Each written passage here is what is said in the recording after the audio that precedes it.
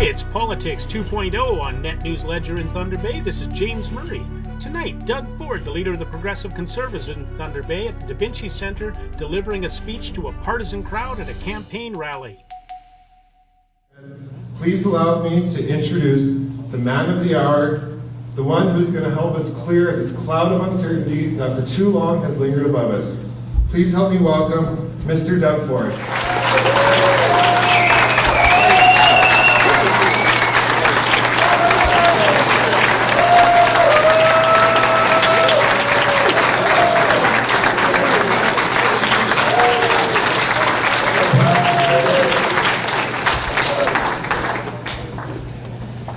So great to see you once again. Great to see you. He loves the North. Do I ever? First of all, thank you, Brendan, and thank you for the warm welcome, my friends. I'll tell you, Brendan, what you said is true. I love the North. I love being up here. Obviously, the people are real. And I'll tell you, we made some announcements for the North. That will affect so many communities, not just Thunder Bay, but every other community in the North. Friends, today we announced that we're going to do revenue sharing. This is something that the Liberal government, or a lot of governments, have never done. And what I mean by revenue sharing, any of the taxes that are coming out from be it mining or forestry or aggregate, they're going to stay here. The revenue is going to stay here. And we're going to let the people of the North and the communities decide what they want to do with their own revenue. I can tell you,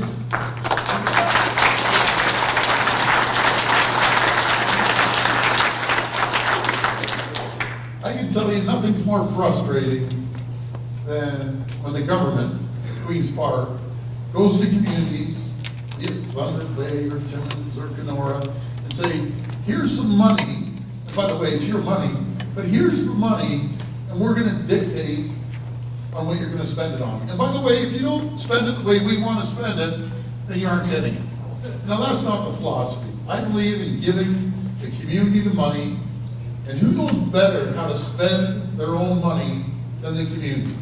Be it infrastructure, fixing roads, whatever you want to do with the money, that's going to be up to each and every community in the North. We're going to get rid of the aviation fuel tax. Now there's an additional, and some people may not know it, but there's an aviation fuel tax when you go up to the North and you transport goods and services all around the North. Because as we know, it's not a luxury to be flying into some of these communities. It's a necessity. It's a necessity. And I don't believe they should be taxed on getting goods and services over to certain communities or areas. My friends,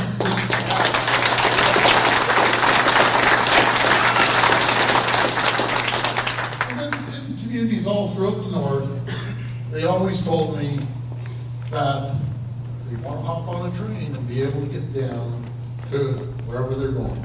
So we're going to bring the Northlander back. And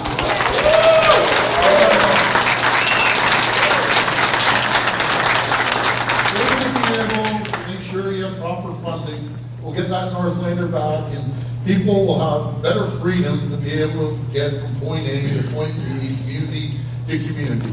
Because I can tell you, I've driven the North, up, down, sideways, and it's a long haul, first of all. But you know what else it is? It's a dangerous haul. Some of these roads, these 2-lane roads, and I've been on those two-lane roads, and a transport's coming at you, you're white knuckle driving.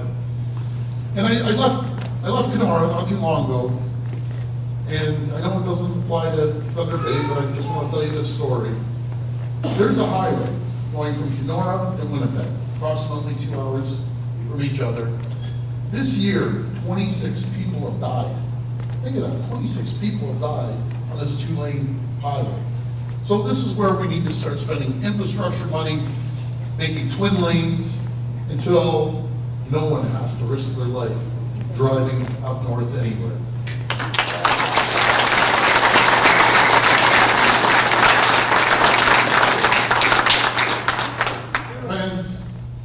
I'll tell you, hydro is probably one of the single most important issues. Automatically health is, in my opinion, health. Without health, we have nothing. But next to health, hydro is the number one issue. We've been getting gouged. We've been getting gouged by Hydro One. I talk to businesses, and I talk to the people, and people come up to you, and this is real, when they come up to you and say, I can't afford my rent, I can't afford to put food on my table, I have a choice between heating and eating. That's unacceptable. We have the highest hydro rates in North America. Think of that, North America. Then we have the head of hydro. I remember speaking to folks not too long ago. The head of hydro is paying himself $6 million a year. Just think it, $6 million a year. He has the highest pay out of any public servant anywhere in the country. And when you do your comparators to anyone else, any other CEO, be it BC Hydro or all the way up to Quebec Hydro, the max the CEO is making $550,000. So he's making over 10 times the amount. Those are staggering figures.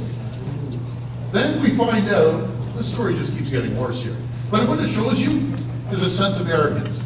A sense of arrogance from the top people at Hydro, the top people of Hydro, looking down on the people of Ontario and saying, I really don't give two hoots about the people of Ontario. I just care about lining my pockets, lining my buddies' pockets. And I'll tell you, he gave out, they're ready for these figures, $14 million of bonuses to all his executives, 8 or 10 top executives. So he's giving out $14 million of your money, by the way, my money. On top of it, they're all making $2, $3 million a year. And then they wonder why our hydro rates, and that doesn't affect the hydro rates directly, but it's the arrogance. It symbolizes that they don't care about the people. So we won't have this problem on June the 8th because the CEO is done, the board is done, we're going to get responsible people in there.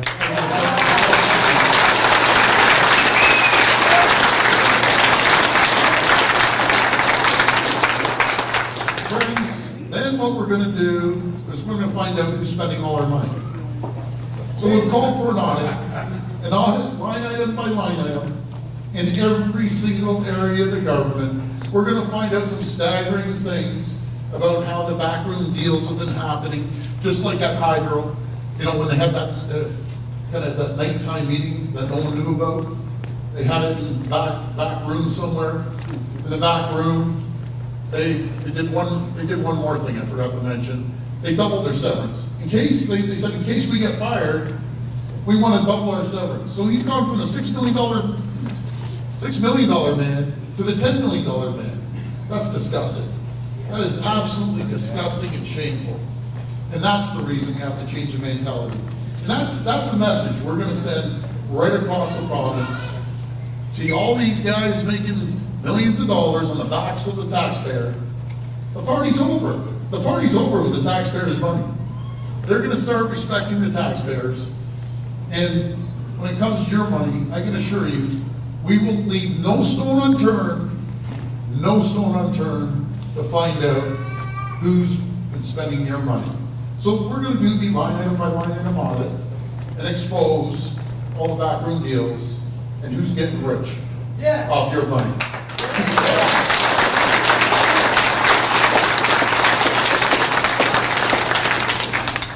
Friends, we made another announcement this week. Another announcement is about jobs. We have to be competitive. We're competing against around the world, and just keep in mind, 80–85% of the people are employed by small businesses. They're struggling. They are absolutely struggling right now. With the highest hydro rates in North America, their hydro rates are going through the roof. The high taxes, the red tape and bureaucracy they have to go through. I met a company and went up to him and he said, Doug, what stops me from going on the other side of the river It was Rockville or Cornwall, I was in. He said, I just took a trip over there and met with the state of New York. The state of New York sent in the whole team, and he said, I found it very interesting that when they talked about the ministry, they call it the Labor Department, Department of Labor. Well, the Department of Labor came in and said, nice to meet you. How can we help you come to New York State? We will help you find a building. We will help you hire people. We will create great jobs for you. We'll treat you like gold. And he says, then I go to the Ministry of Labor, and they come in here, and they say, you gotta do this, you gotta do that, you gotta do this. And all they do is harass the heck out of people. That's when I heard that.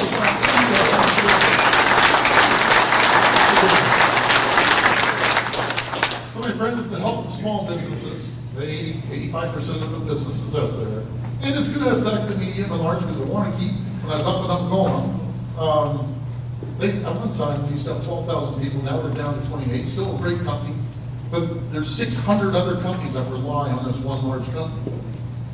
So it's very modest, but mostly directed to the small businesses. We're going to knock off 1%, I know it doesn't seem a lot, but we're going to work on it to make ourselves more competitive, to make sure we create jobs. We're going to make sure that we reduce hydro rates right off by 12%. That works out.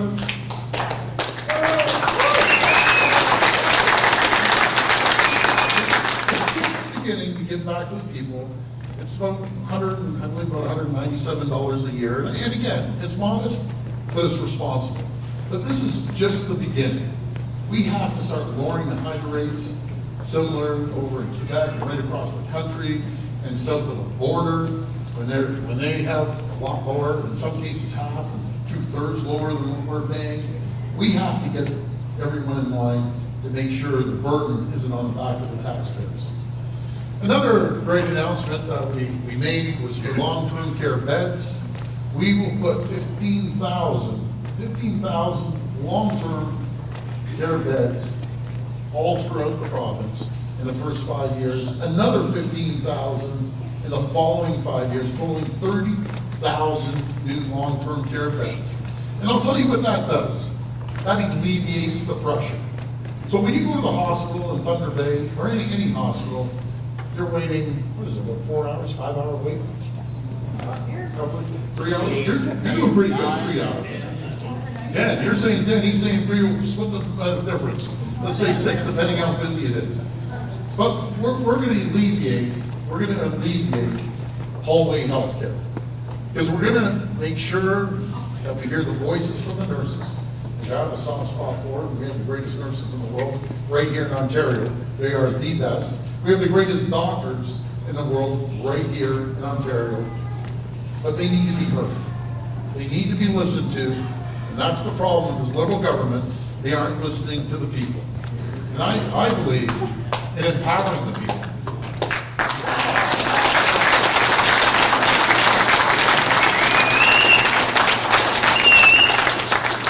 What drives me crazy is Kathleen Lynn thinks she's smarter than all of us. They don't think about it. They truly believe it. They can hoodwink the people just one more time. That's what they're thinking. And that's not gonna happen.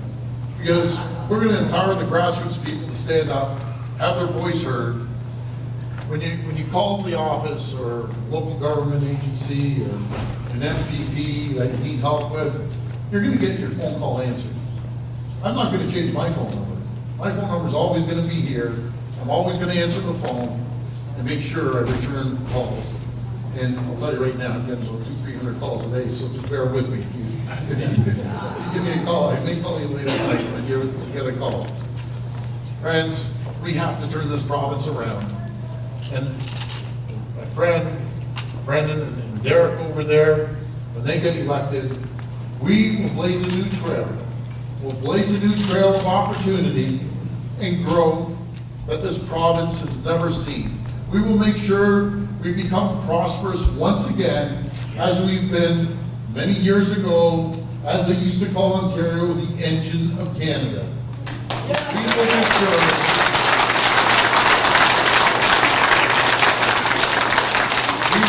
sure that we create good paying jobs and make sure there's opportunity for each and every person.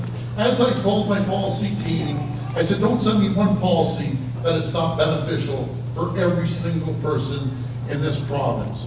We have the greatest people. Think of it, we have some of the greatest people, the smartest people, right here in Ontario. We have great entrepreneurs that want to go out and open their business, even if it's by themselves or one or two people. But they keep facing roadblocks. Those roadblocks we're going to tear down, we're going to break down, we're going to get rid of all this red tape and regulation that just hinders businesses and people here in this province, the greatest province in the country. My friends, I can't wait. I can't wait till June the 7th. And I can tell you, the Libs, Kathleen Wynne, they're desperate right now. They are very desperate. They're going to be done all right, done like dinner.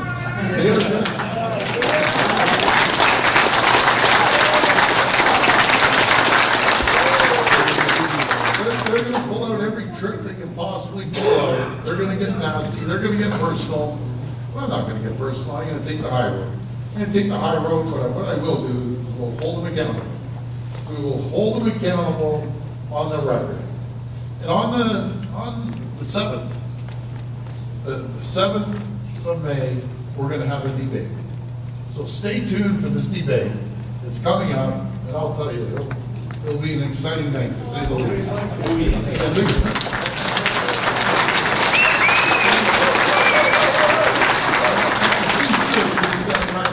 On the broadcasting, but it's going to be exciting. I'm sorry, sir. Those two women will drown you in French. Oh, that's all right. I'm good. Bonjour, comment ça va? That's all good. I'm good. So, anyways, my friends, what we need each and every person, and I know each and every one of you will get out and vote because you're here tonight. We're very grateful for that. But what we need is for you to bring friends, family, drop into the campaign office, go by, put up a sign, make a phone call, because that's how we will save our province. That's how we'll turn the province around to make sure we're prosperous once again and give everyone opportunities for growth. My friends, thank you. I want to thank you very much. And I want to say together we will turn this province around. Together, we will get rid of Kathleen Wynne. And together, Thank you, and God bless you. Thank you so much.